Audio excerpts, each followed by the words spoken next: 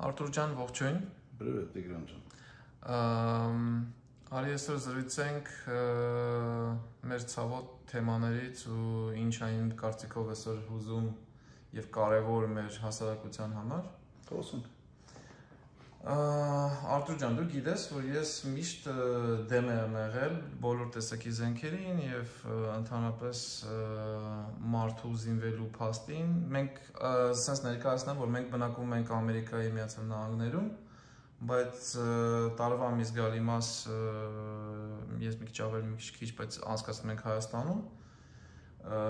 Եվ Հայաստանի խնդիրներով ենք ապրում ամբողջությամբ, այսինքն մեր ամբողջ խոսակցությունը եւ ամեն ինչը Հայաստանի շուրջ է, ասենց ասեմ։ Շատ ավելի շատ, քան թե Ամերիկայի խնդիրների մասին ու մենք երկու կողմից էինք, ոնց որ դու միշտ զենքի կողմնակից էիր, ես միշտ զենքի դեմ էի։ Ցավոք սրտի 20 թվականից հետո, մեր պատերազմից հետո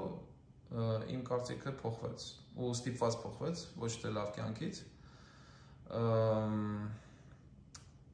Ինչ ես դու մտածում, արի երկու խոսքով մի հատ այս թեմայով խոսենք, կարճ։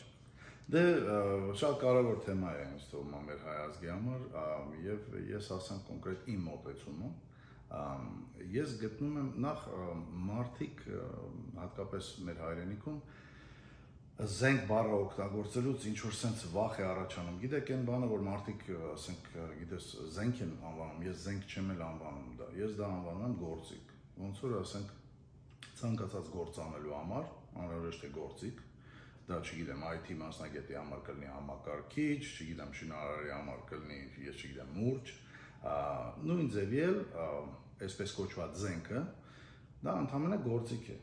Դա մեկ։ Երկրորդը զենք կարող է լինել ամեն ինչը։ Նույն մուրճը կարող է դառնալ զենք, սխալ ձեռքերում։ Նույն, ասենք, խոհանոցի դանակը կարող է դառնալ զենք եւ որոշ երկրներում դա հիմնական զենքն է, որը օգտագործվում է։ Այնպես որ ես դեմ եմ հրազենին կոնկրետ զենք անվանելուն առհասարակ եւ շատ բան իմ մեջ փոխվեց Ամերիկա գալուց հետո։ Ես այդտեղ քաղաքացի դառնալուց հետո անմիջապես դիմեցի զենք հրազենի ուրեմն լիցենզիա հանելու, իրավունք հանելու եւ դա ինձ շատ կարեւոր բան էր, որովհետեւ ես գտնում եմ, որ ամեն մարդ առաջին հերթին հույսը պետք է դնի ինքն իրեն վրա։ Հիմա եթե խոսում ենք հրազենի մասին, հրազենը դա գործիք է,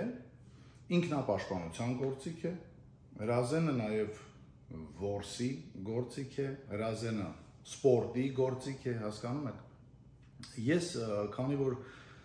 սովոր եմ հույսս իմ վրա առաջին հերթին դնելու, որը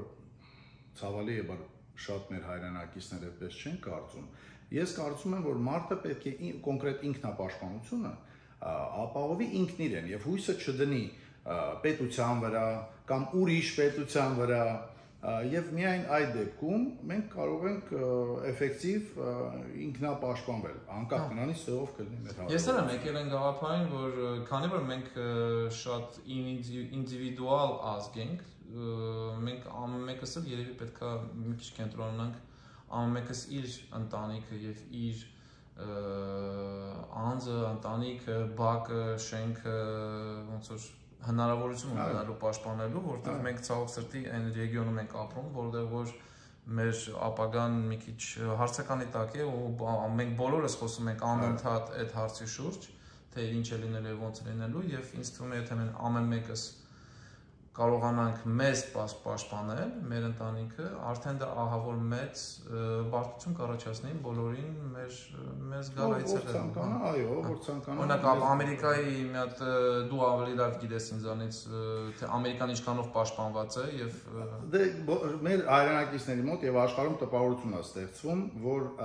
Ամերիկան պաշտպանված է, որովհետեւ ամենաուժեղ բանակը ունի եւ ունի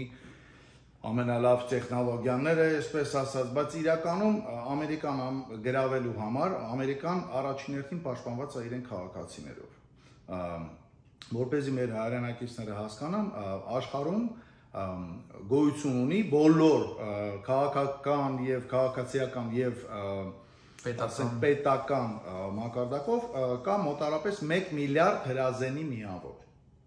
Այդ 1 միլիարդ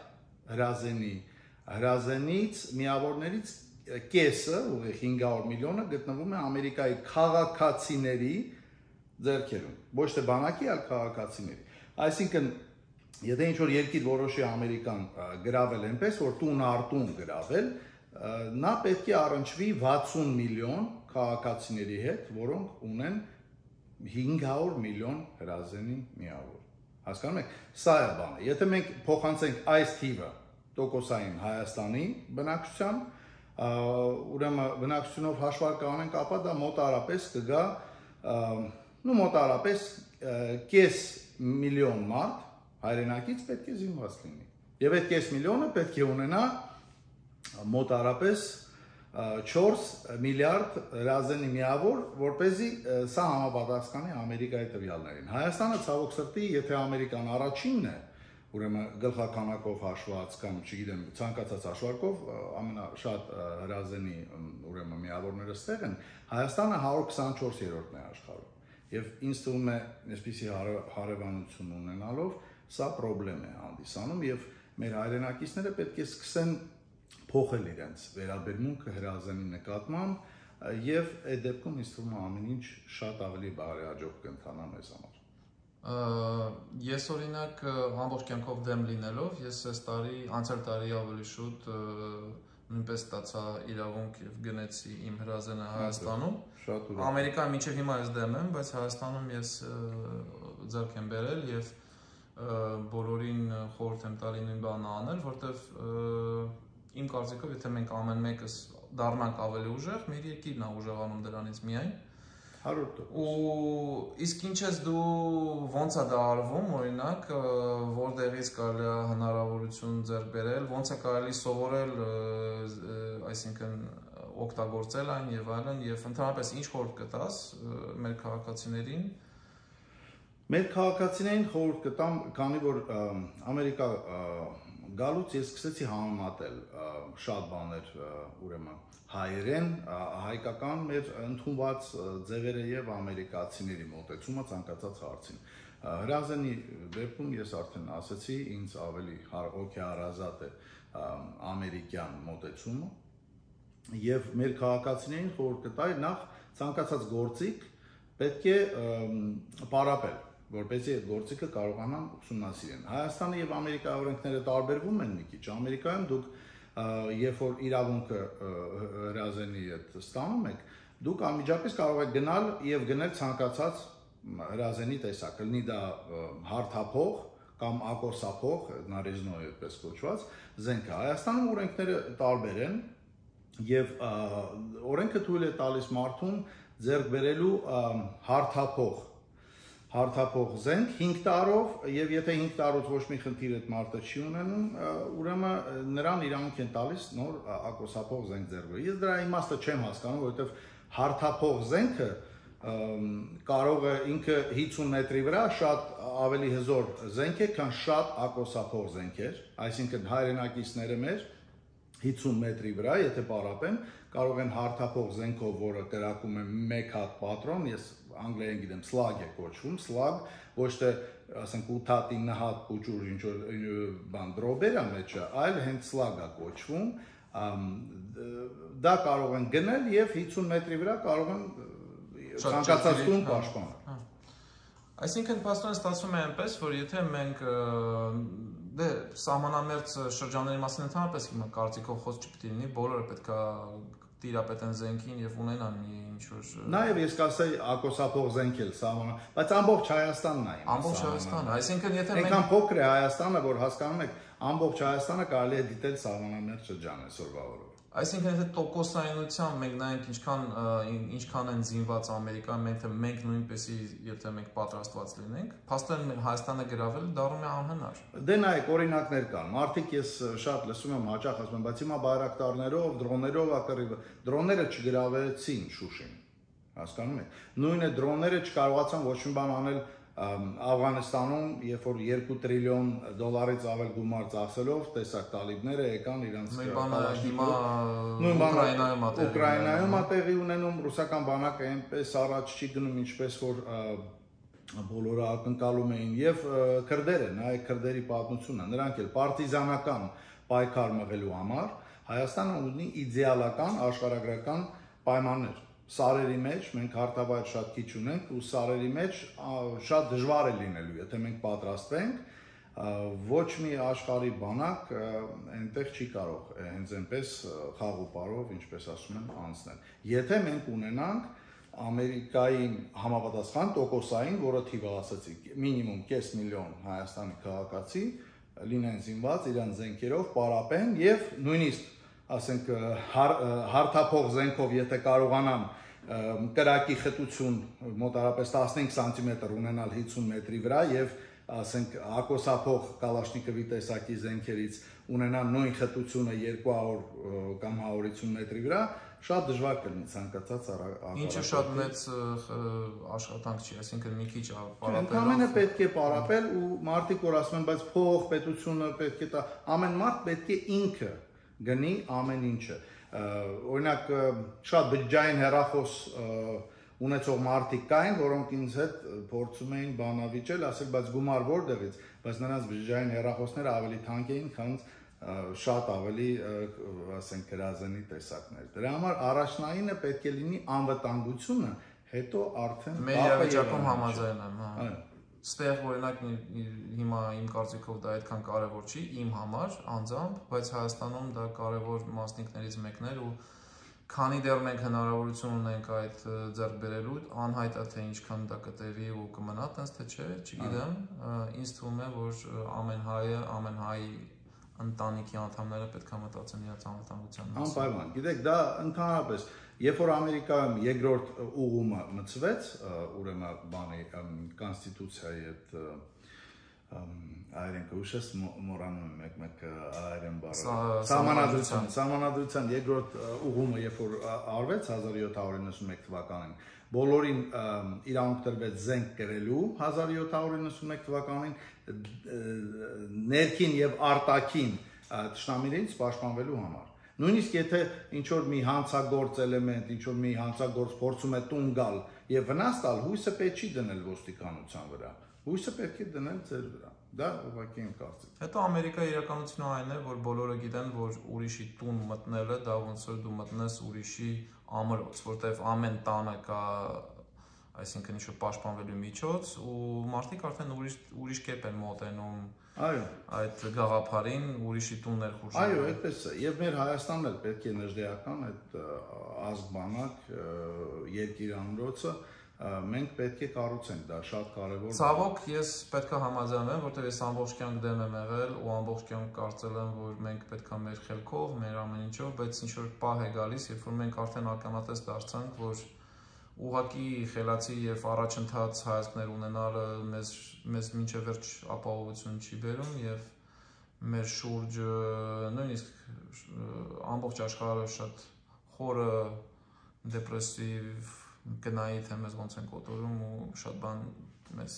օգնություն չի գա, օգնության ոչ մեկ չի գա եւ մենք պետք է մենակ մեր վրա հույս դնենք։ Այնպես որ ինչ ասեմ, ինչ բան կավելացնես Արտուր ջան։ Դե կասեմ, որ այն հայրենակիցները, որոնք ցանկություն ունեն սովորելու, նրանք պետք է գնան ոնց որ ասենք ստեղ Ամերիկայում օրինակ մենք ունենք տեղային այդ հրաձգարաններ, այդ shooting range, հրաձգարան եւ կարող են հրաձգարան գնալ իրենց գնած զենքով փորձեն եւ իրենց ոնց որ կրակային այդ ունակությունները լավացնեն եւ բացի դրանից մենք ունենք շատ լավ կազմակերպություններ, օրինակ ինձ հաջողվեց աշխատել մի քանիսի հետ, այդ թվում նաեւ ասենք ոմայի զինվորի հետ ոման հրաշալի կազմակերպություններ ես աշխատեցի հետները եթե մեր հայրենակիցները ոչ թե ուզում են միայն կրակայինի այդ ունակությունների վրա այլ նաև մարտական գիտելիք ձեռք բերել խորհուրդ են տալի դմել ոմա մի քանի կազմակերպություններ ունենք իմ տեսածներից ամենամեծը ոման էր եւ շատ լավ գիտելիք կարող եք ձեռք բերել որը ձեզ կօգնի ձեր ողջ մնալուն եթե Աստված մի արածե մի օր նորից թշնամին։ Այսինքն նույն Շվեյցարիան, օրինակ Շվեյցարիայում բոլորը ունեն հրազենք իրանց տանը, բոլորը ծառայում են, ամեն տարի 2 շաբաթ գնում են վերապատրաստումների։ Այն երկիրը, որը որ չի տեսել պատերազմներ արդեն հարյուրամյակներ, բայց ինքը ամենաապահով երկրներից մեկն է, կամ եթե ոչ ամենաապահովն է, նույնպես սարերով է շրջապատված եւ իրանք նեյտրալ են, բայց այդ նեյտրալիտետ ստանալը եւ պաշտպանելը դա շատ թանկ եւ բարդ հաճույք է։ Իրանք ոչ մեկի տակ երբեք չեն ապրել ու դրա համար իրանք շատ պատրաստված են ու բոլորը գիտեն Եվրոպայում, որ իրանց վրա հարձակվելը անիմաստ զբաղմունք է։ Մենք պետք է ինչ-որ դրա տիպի մի երկիր դառնանք։ Դե Շվեյցարիան շատ լավ օրինակ է, երևի ամենալավ օրինակն է, կան երկրներ, Շվեյցարիա, ասենք Վովո Վարդանանն էլ ոմայի շատ խոսել է սրա մասին։ Շվեյցարիան, Ֆինլանդիան, Սինգապուրը կան երկրներ, որոնք այդպես այդ պրինցիպով civis pacem parabellum, ուզում ես խաղաղություն պատրաստվի պատերազմին, այդ հայտնի հռոմական ասացվածքը, սա այդ պրինցիպով են նրանք, այդ մոտեցումով են շարժվում, որովհետև սա է միակ այն պայմանը, որը կապահովի խաղաղություն։ Եվ Շվեյցարիայում այդ լավ օրինակ է, նեյտրալ երկիր է եղել, բայց միշտ եղել է, հիմա էլ կա, բայց տեսեք ինչ մակարդակի է հասցված նրանց ինքնապաշտպանությունը։ Նույն բանը պետք է անի Հայաստանը եւ հույսներս դնենք միայն եւ միայն մեր վրա, ոչ Ռուսաստանի, ոչ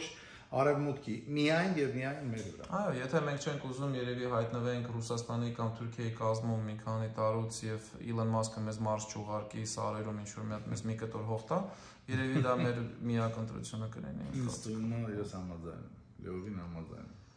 Այո, Վարդուր ջան, չգիտեմ, ինչ-որ բան ուզում ես ավելացնես, թե ավարտենք սրանը։ Այսօր այսքանը, գիտես, այդ արկիկներ մյուս անգամ մեր հայրենակիցներին կարող ենք կապնվել մեր հրաձգարանից, հրավիրում եմ քեզ մեր մոտ, արդեն Մասաչուսեթս կգնանք այնտեղ, տեղում արդեն որոշ հրազաներից կկրակենք եւ մեր հայրենակիցներին ցույց կտանք, թե ինչքանով հաճելի բան է դա, հատկապես եթե դու գիտես, ես չեմ սիրում, բայց պետք է անեմ։ Պետք է անես, անպայման, Տիգրան։ Եվ Վարդուր ջան։ Շատ շնորհակալ եմ։ Ես եմ շնորհակալ։ Տեսնեմ։